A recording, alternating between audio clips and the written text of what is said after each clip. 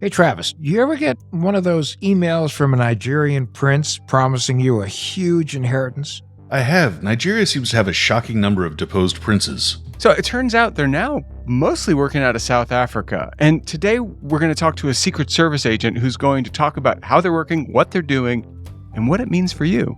And with that, welcome to What the Hack, a true cybercrime podcast. I'm Adam Levin. I'm Beau Friedlander. And I'm Travis Taylor.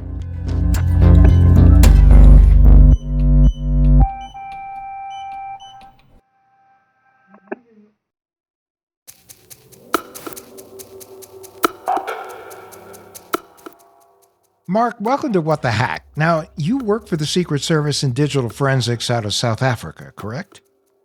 I'm currently located in South Africa, and from our base over here, we cover 23 countries on the African continent. And when we say digital forensics, we're talking about gathering data from electronic devices. That's correct. What got you into digital forensics? When I was younger, I joined the army, and right out of the army, a few friends of mine are actually in the forensic confraternity in other disciplines. And over weekends, I sat with them and we went through evidence for criminal cases. And that's basically what jogged my passion for the industry.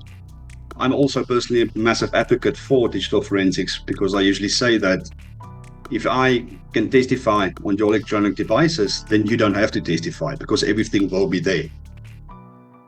So you work for the U.S. Department of Homeland Security and specifically the Secret Service, but you're based in South Africa. Is it common for the Secret Service to station agents overseas?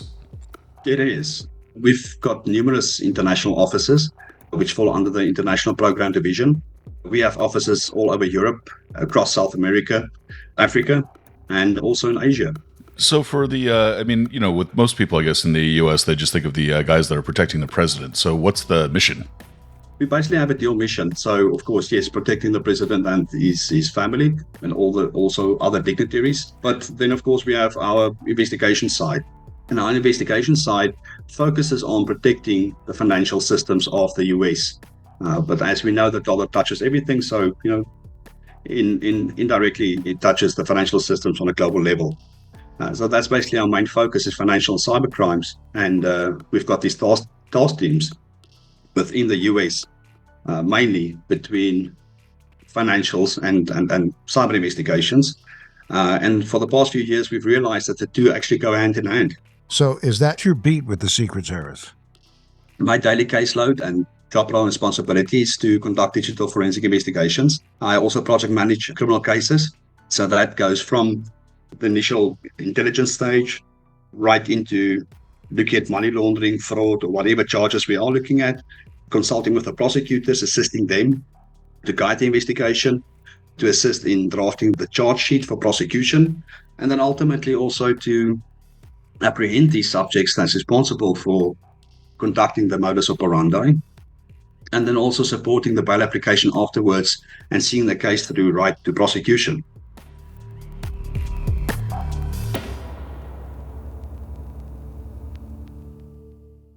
I've heard that a lot of the scams that used to be run out of Nigeria and Ghana primarily have moved to South Africa. Why is that? South Africa has a great infrastructure. The food is cheap. The food is really good. Housing is very good. And of course, our internet speeds are very fast. So it's an ideal infrastructure to commit these crimes from. They initially start off in those countries and then use South Africa as a stepping stone to get into Europe, Canada, as well as the US. And you might find that they actually apply for new passports, new identities, and through, unfortunately, corruption, they do get those. Then we do find them in those countries that they apply for bank accounts using exactly those identities. But we have seen an influx of confraternity members into South Africa that has basically nested themselves into the communities and set up shop. So, Mark, we are in the United States experiencing a record number of sextortion crimes. There's also romance scams, but from a profiling point of view, are sextortion crimes committed by groups or individuals? And this matters for where we're going in this conversation. From my personal view and experience, it's committed by individuals. You might find that they might work in small groups, 2 to 3 people, but that is not considered a confraternity. If you want to start talking about confraternities, you look at, for example, the confraternities that started back in the 1970s, like Black Axe, the Buccaneers, the Air Lords, the Pirates, who's got a global presence. Okay, so these confraternities, these brotherhoods, are sort of euphemisms for crime rings. Whatever we call them, what's their focus? Romance scams, money laundering, email scams? Actually, I'm going to ask you, what is it? All of the above? One, two? Ultimately, all these crimes come down to a element of social engineering. But when you look at this extortion cases, it's I would say it's smaller groups, lone rangers, or it might be 2 to 3 people working together. So from your perspective, what's the difference between a sextortion scam and a romance scam? Romance scam is long-term. You will find that some of those victims, if I can call it that, will have a virtual relationship for 6 months up until 3 years, very easily. With sextortion, you usually find is not very long. Usually the perpetrators that's doing these sextortion scams can't speak proper English. They might be using Google Translate, but the narrative is way shorter than with a romance scam. And the reason why I say that, I have analyzed evidence from both sides. If you look at the romance scam side, you will find that there's text documents on the computers that will have a dialogue or narrative, for example, for the morning, one for the afternoon, and then one for the evening. And they basically copy, paste, and modify that a little bit. Sextortion on the other side, you just have to intrigue the potential victim with pictures initially, short narrative, and then you need to basically social engineer and get that person to send you pictures of themselves so you can exploit that. Thank you, Mark, for once again on this show telling our listeners how to commit crimes. I appreciate it. No, it's impossible to talk about these things without talking about the mechanics of them. And because if people better understand the mechanics of them, they're less likely to fall for them. So, it might be obvious, but when it comes to sextortion scams and romance scams, who are more the target, men or women? I do see with the sextortion scams that it's young males more than compared to young females that actually fall for that. In terms of romance scams, it can be any age, any gender, but there I do mostly see elderly people, basically anywhere from 55 plus right through to 87 years old. If you work with these victims one-on-one, and if you take their victim statements and you ask them for impact statements for court purposes, of course, you realize that these people were only looking for love. They are lonely. They need someone to speak to. And if by the time that you find them, they've lost a lot of money, their inheritance, or they lost their retirement funding, some of them actually lose their businesses and their homes. That's where you realize how deep in they are. And to speak to these people and actually to convince them and say, hey, listen, but you fell for a romance scam is sometimes very difficult. They go through phases of grieving, realizing that it's not real. And then, of course, getting very angry and disappointed because they fell for it. Also knowing that they lost all this money. I've seen victims losing anything from $200,000 to $1.8 million. Mark, to follow up on that, part of your job description is financial crimes and digital forensics. Are you ever able to claw that money back in your role with the Secret Service? We do asset forfeitures. We have had numerous successes, but we only have success if the banks actually alert us to the money flowing and they themselves picking up that something is wrong. So that's usually how we get involved. And then I will circle back to the potential victim and ask them, why did you send the money? We've actually had really good successes, and we've sent back millions of dollars to those victims. But in general, that is not the case. So where does the money for these scams go? It's mainly to support a lavish lifestyle and to build up the nest egg for retirement. Specific countries are being used like Mexico, Turkey, Hong Kong, because the financial systems is so effective in Hong Kong. You can send Forex and within 8 hours, you can clear it and send it on to the next bank account. So these scammers know that. International, if I can call it a money laundering network within these confraternities. They trust each other, they are confraternity members, and those channels are in place. These guys will organize bank accounts within hours, not days. So if they know the proceeds of crime is coming, they will very quickly get on their WhatsApp groups or any other like Telegram groups and organize these bank accounts to make sure that the proceeds of crime flows to where it needs to go. But ultimately, what we are seeing is to finance their lifestyles, especially if you start doing observations on these groups and you actually see what they spend the money on, buying houses for cash, renting it out, buying high-end vehicles, sending their kids to private schools. And a percentage of those funds actually end up in bank accounts in Nigeria, which is then ultimately used for their retirement one day. They all eventually go back. So I'm just hearing the African continent's version of The Sopranos, basically. It's just a bunch of mobsters who are getting rich and enjoying themselves and have tons of cash and nice cars and are living the life at the expense of victims they have no empathy for. Does it sound about right? Yes, Beau, correct. And again, that's why it gets complicated.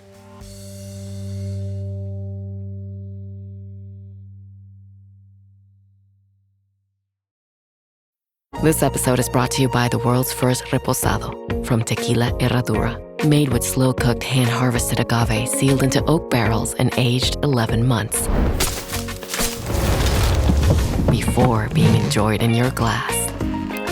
Experience the world's first reposado, Tequila Herradura. Please drink responsibly. Responsibility.org. Tequila Herradura. 40% alcohol by volume. Imported by Brown-Forman, Louisville, Kentucky. Herradura is a registered trademark. Copyright 2025 Brown-Forman Corporation.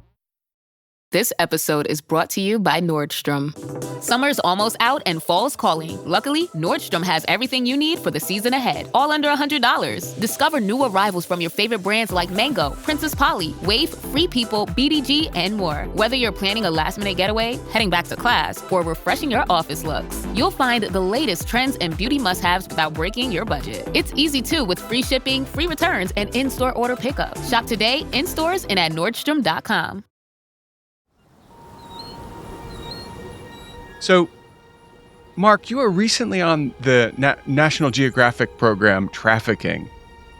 It featured a group that has been around a long time. Organizations like Black Axe commit crimes across borders, precisely because it turns these cases into a multi-jurisdictional mess. One that requires international cooperation to catch and convict the perpetrators. Can you tell us about Black Axe? So Black Axe basically started back in the 1970s in the universities in Nigeria, specifically the province of Benin, not the country, the province. And initially, those confraternities had a specific goal, but they steered off from that goal and then spread on a global level. And they started doing, of course, internet crimes, cyber crimes, call it what you will. The Black Axe is synonymous with cybercrime. It's spread around the world. They've claimed to have as many as 30,000 members globally. And if you look at the group itself, they have a hierarchy, they have their own constitution, they have bylaws, they have job roles and responsibilities. You cannot, for example, be a leader of a zone, as they call it, if you haven't been a member for 15 years. There's basically an induction period of 5 days. It's very violent. But also, of course, the reason why these guys, they don't leave the confraternity without either getting murdered or, you just don't leave the confraternity. If you're part of it, you're part of it for the rest of your life. You have to be, of course, Nigerian. And then after the induction, you get a second name. So your real name is actually known as a Jew name. A Jew? G-E-W? They spell it differently. It's not Jew like in Jewish. It's a slang word used by them within the confraternity to refer to your real name, your birth name. Since we're on the subject of words like Jew, whether it's spelled or pronounced differently, in America, MAGA means a very specific thing. But that has a different meaning in Black Axe, too. Right. So MAGA is a slang word used by the confraternity to refer to victims. And when we speak about Jew name, it's actually spelled J-U-E. And MAGA is not related to the Make America Great Again, like dumb American thing. But anyway, so Black Axe sounds a lot like what is referred to popularly as the mafia. you do find elements of violence. And of course, then the nefarious acts like either cybercrime, drug trafficking, human trafficking, I will call it whatever this group is actually responsible for, or how they can gain money or act out these criminal acts and obtain funds for it. If you look at the mafias within Italy, Black Axe actually works with the Nostra Costa.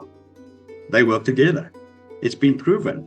We've seen the social links directly between the different Black Axe confraternities on a global level, where the zone, for example, in South Africa has direct contact with the zone in North America, in Canada, Germany, Italy, France, within the UK. And all those places are actually being split up into different zones. And within those zones, you get subzones. If you refer to a zone, that will be a country. And that zone must have a chairman or a leader who, again, must be a member for 15 years before you can be elected into that position. We've identified these guys operating in 38 countries already.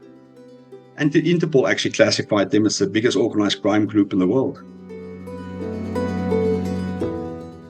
There's a specific thing that is a very specific subset of the crimes committed by these cartels in various African nations, but increasingly out of South Africa, because, as you pointed out, the infrastructure there is conducive to doing these kinds of crimes.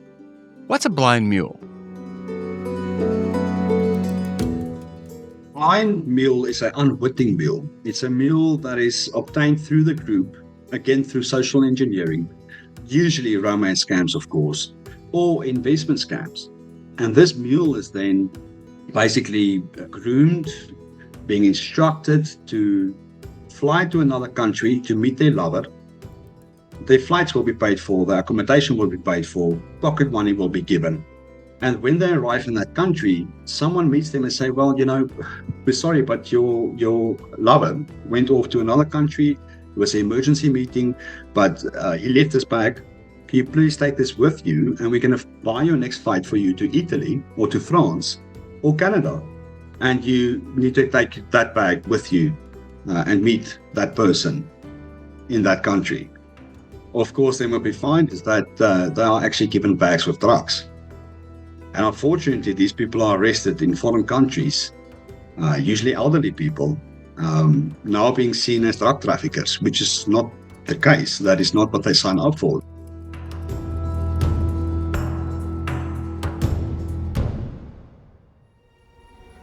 So I got a message on Instagram a little over a year ago from somebody saying that her dad was a victim of a scam and explaining everything that happened and asking if there was anything I could do to help.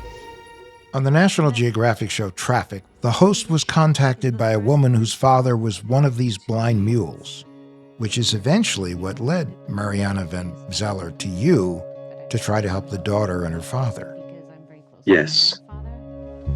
So, Nicole, tell me what happened to your dad. Should I start way back at the beginning? Mm-hmm. Okay, so after my mom died. Nicole tells me her father, Rodney, was a down-on-his-luck, out-of-work truck driver when he started receiving a series of emails. It seemed to be an unbelievable stroke of good fortune.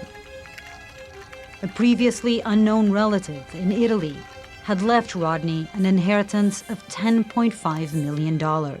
Tell us about the Rodney Baldus scam in Mozambique.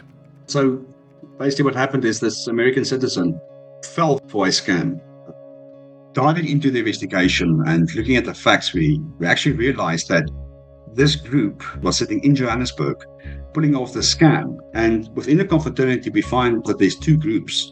The one side is responsible for the drug trafficking and the other side for the cybercrime element. So let's call them the unit for the cybercrime element, then spoke to or communicated with the victim and pretended to be a family member. So as I understand it, there was an email from these criminals that claimed that there was a distant family member, I think in Italy, and they had tried to reach out to everybody in that guy's extended family and failed. And it turned out this person receiving the email was being informed that he was the next in line for a huge inheritance. Yeah. Yeah, and so Rodney Baldus was apparently in some pretty serious financial distress. He fell for this investment scam, and then they handed him over unknowingly to the drug trafficking side. If he agreed to travel to Maputo, Mozambique, everything would be paid for. He'd sign some documents. He'd then take them to Europe to claim his $10.5 million. I know. Can you imagine $10.5 million? It's bonkers.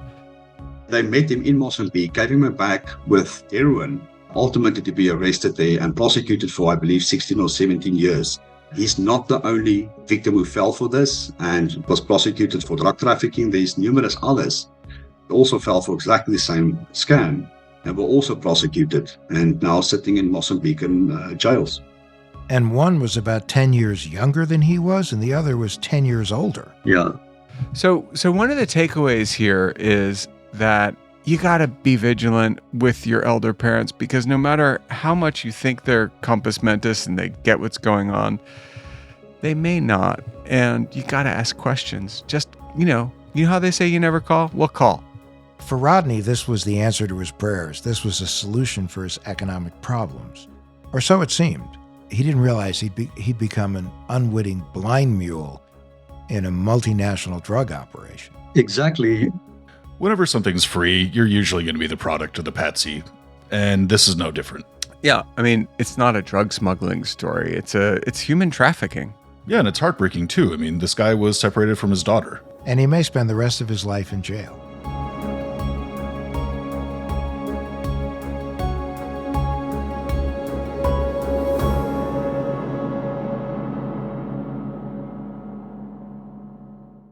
You mentioned earlier that Black Axe had known connections to Cosa Nostra. And in this story in Mozambique, the older man who is now in prison there was bringing a large amount of heroin. It was actually international news to Italy. Was that an example of the Cosa Nostra link? Or because I understand that a lot of heroin does find its way from Afghanistan down through the continent of Africa and up to Europe, which we call the southern route. It's widely known as the southern route, where poppy seeds are being harvested in Afghanistan. It finds its way down to Dar es Salaam in Tanzania, as well as Mozambique. And then from there on, it's being pushed either into South Africa and further distributed to first world countries, or directly from Mozambique distributed to other countries. I cannot say for a fact that with this specific victim that it was actually heading to Italy to be handed over to the Cosa Nostra. But what I can confirm is that the Black Axe that's operating in Italy, working hand in hand with the Cosa Nostra, are known for human trafficking and drug trafficking and not per se for cyber crimes. We do see in the other zones, like for example in France, in Germany, in the UK, in Canada, South Africa, Malaysia, that those Black Axe zones are responsible for cyber-enabled or cyber crimes in general.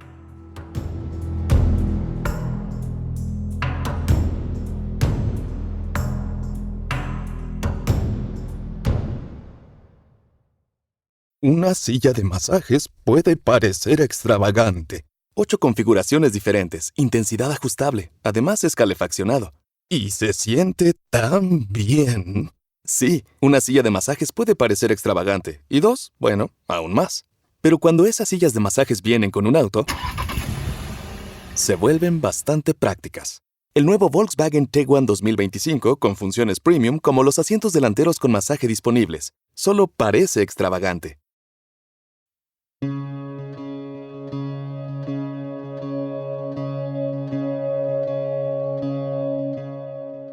One of the things that I find very striking about organized crime in Nigeria and in Angola and South Africa and Mozambique and all the places where it happens is the way in which cybercrime specifically has been leveraged.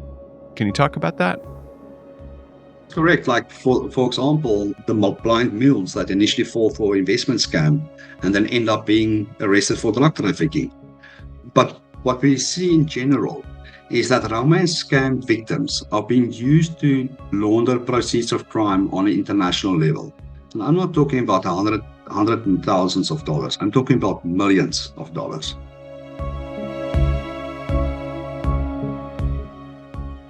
And these victims are also handed off within the confraternity.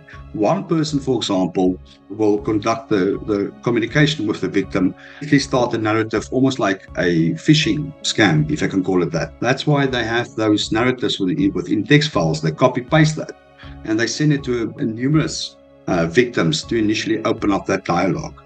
After they've done that, then it only starts becoming a personalized message from the suspects to this potential victim. And then, of course, it spills over from just email communication to telephonic conversations.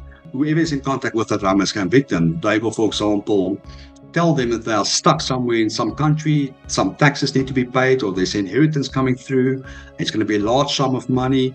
And then they give them instructions. You need to either open up a new bank account under this name, register this LLC, or you have to cash this check into another bank account, to break the financial link. And for us, that makes it very difficult. So we find that the romance scam victims are actually being set up to orchestrate this massive international money laundering network without them knowing that they are actually receiving proceeds of crime or other romance scam victims that are sending their funds to them. I've seen romance scam victims from 3 different states within the US, not one knowing about the other, but all 3 of them are assisting to launder each other's money out of America, across the border, and into bank accounts on an international level.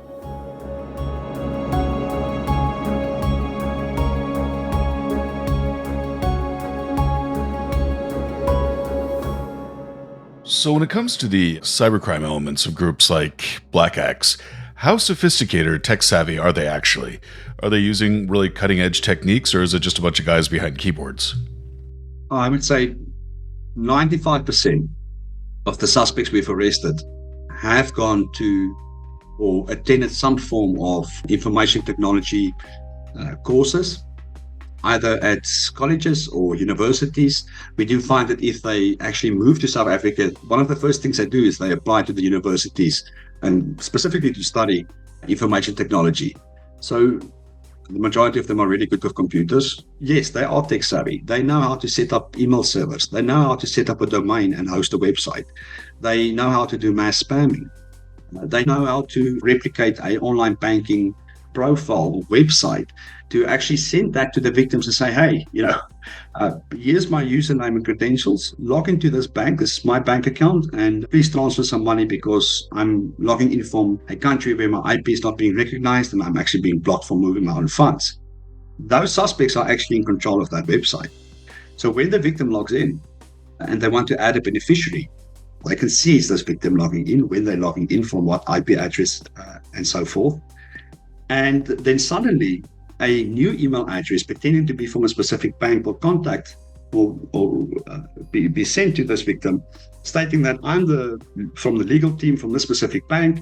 You now need power of attorney. You have to pay $20,000. And then again, the victim pays $20,000. It just goes on and on and on.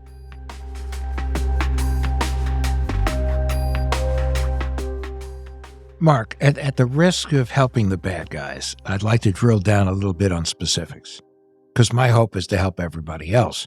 Do scammers have multiple nearly identical social media profiles so that if one gets shut down, they have other targets in development? Yes, that is the case. What I see from analyzing the electronic evidence, I find numerous social media profiles. It might be Facebook, it can be Instagram, it can be, of course, dating websites. And you will find that they have multiple of those accounts. And then usually I find the usernames and passwords also, which of course we can't log into because that's a different legal process. But we do see the forensic artifacts showing that to us. So we find multiple user identities being created.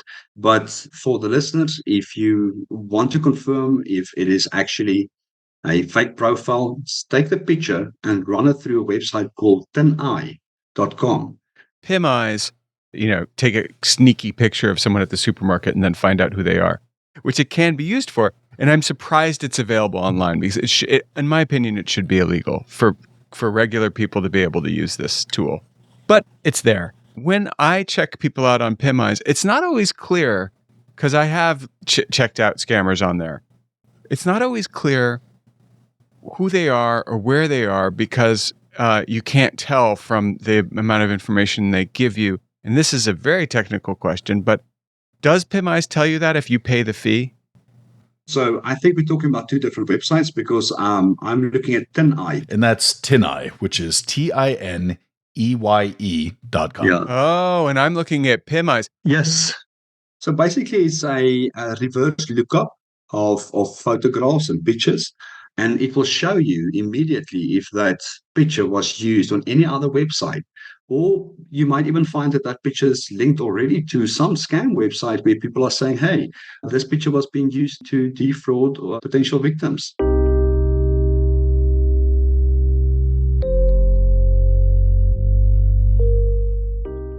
So for the social media profiles that these guys are using, are they from compromised social media accounts that belong to actual people, or do they tend to just be complete fabrications? I wouldn't say fabrications. I mean, we're now venturing into artificial intelligence. And of course, we have seen that the suspects are using that to their benefit. But it can be pictures from social media websites that they do copy. They can do searches, and it can just be on normal websites where they find these pictures. And they also themselves go through their own open source intelligence process to confirm if those pictures have been used on other sites or has been flagged being used for romance scams or sextortion, for example. They do their own homework. It's quite interesting when I go through the electronic devices when these subjects are arrested. If I run the specific pictures from their computers, it doesn't have a big footprint on the internet. That tells me that they do know those pictures haven't been used before, or it's not normally circulated and being used in general on the internet. So that's quite interesting. And then, of course, from OnlyFans, we do see that they do copy pictures from OnlyFans because it's a subscriber site, correct? So you can't just obtain those pictures by going to certain profiles and just saving images. You actually have to be a subscriber.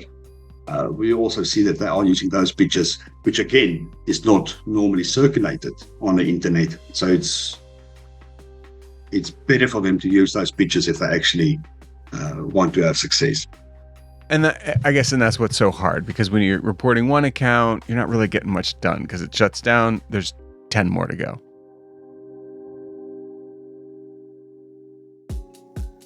Is there a way through the law enforcement angle that you think that we can get to other governments to better protect our people who are falling victims to these romance scams and blind mule scams? So law enforcement on the international level is actually working together. And then also from middle of last year, we requested Interpol to assist us to get specific countries to work with us to start focusing on specific organized crime groups on a global level. If they're operating on a global level, then we need to start doing that. So Interpol assisted us, and we got together with 18 other different countries, and we started talking about what we are seeing, and they shared with what they are seeing. Of course, we need to make sure that we cover our legal angles, and we can't double and venture into intelligence, because intelligence can't be used in a court of law. That will be seen as hearsay evidence. But unfortunately, if you look on an international level, these processes are sometimes quite slow. For example, if a country is asking for specific information around a Gmail box, imagine that country having to go through all their diplomatic channels. That paperwork eventually ending up in the US with the correct departments, and then ending up after being authenticated with the Department of Justice, and then only can they start doing their subpoena process. Whereas a law enforcement officer within the US write a subpoena, get it signed off, and they serve it on the service provider.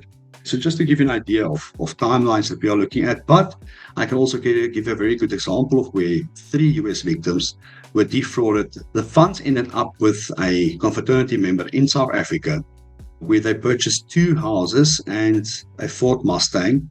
And these 2 houses were bought in one of the upmarket areas, actually one of the most expensive per square meters areas on the African continent. And he bought this all with proceeds of crime. From the time we started that investigation until he was prosecuted, as a first-time offender for 15 years. Took us 7 months, which I think is really fast if you think this is crossing not just countries, but different continents.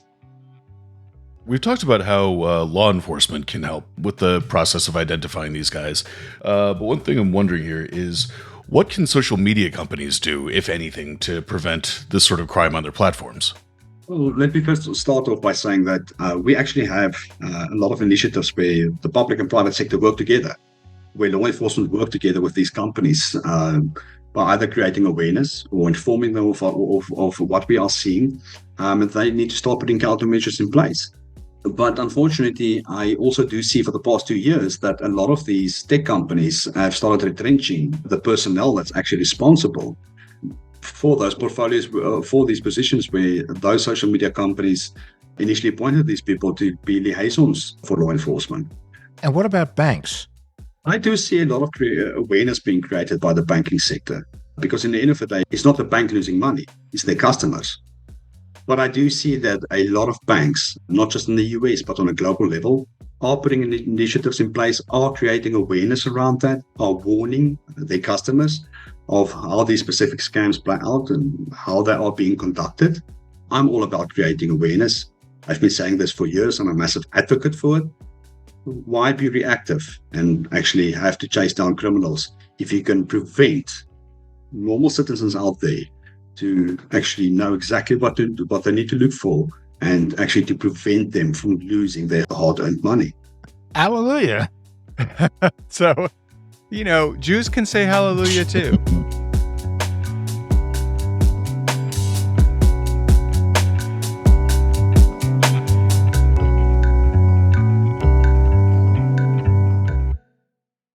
Mark, in the beginning of the interview, you said that you were having an unstable connection to the internet, and you mentioned that you were going to get your family to stop using certain services, and one of them was TikTok. So a lot of people have specifically pointed to TikTok and said things like, TikTok has given China a conduit into every home where it's being used.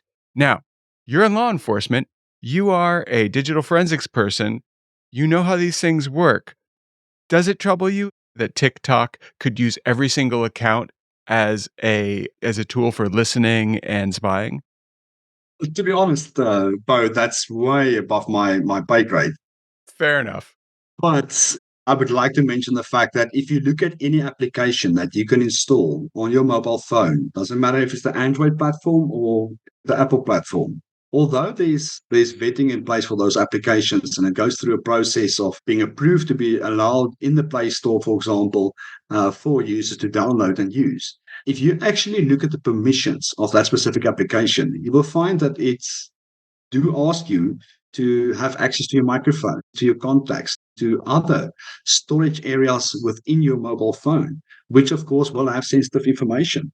So, but I would definitely recommend having a look at what these specific applications actually do get access to and what you allow the application to be able to do on your mobile phone. Hallelujah. All right, guys, enough with the hallelujahs. We're in Lent. You're not supposed to say it. Forgive me. You're forgiven. It's a Christian thing. Anyway, Mark, we can't thank you enough for the time you've spent with us, the wisdom you've shared. Thank you, Adam. Thanks so much.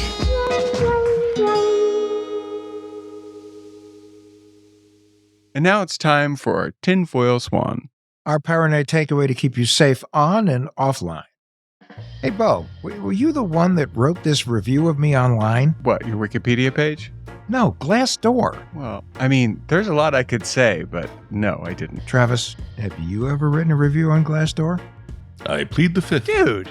Okay, maybe we should say what it is. Glassdoor is a crowdsourced site where people talk smack about work life at companies and sometimes are dragooned into raving about them. Glassdoor just started adding real names to user profiles without permission. By the way, there's no review about me on Glassdoor. They don't actually show your name publicly, but in the event of a breach... Well, Adam's mantra, the question is not if a company will be breached, but when. It raises a more important issue, namely, if you post online, it's possible, maybe probable, that it can be traced back to you. Having been doxxed before, I can tell you that's no picnic. And if Glassdoor can use publicly available information to tie your identity to your account, you have to assume that just about anyone can do the same. On the bright side, maybe everyone gets a trophy generation will stop sloughing their own shortcomings off on their bosses. Spoken like a truly functional boss. But when you sign up for a service with the expectation of anonymity, and then the company changes his mind, it's an object lesson. Companies can and will change their privacy and data policies whenever they want to. And even when they don't, anything you're sharing is leaving a trail of breadcrumbs back to you. 100%. One of the biggest myths on the internet is that your data can be anonymized. Sad but true. Be careful what you post, and be careful where you post. And that's our tinfoil swan.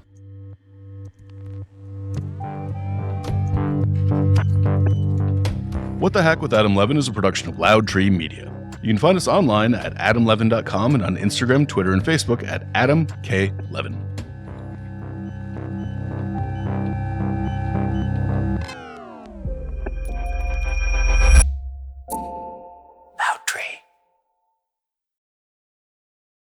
Behind every great meal is a person with a story to tell. Hear them on Culinary Characters Unlocked, the podcast that reveals the lives behind the food. Hosted by me, David Page, Emmy Award-winning journalist and creator of Diners, Drive-Ins, and Dives, as I talk with everyone from culinary legends to mom-and-pop standouts about the creativity, grit, and passion that shape the food we love. Follow Culinary Characters Unlocked on Apple Podcasts, Spotify, or wherever you get your podcasts. Behind every empire are the people history tried to forget.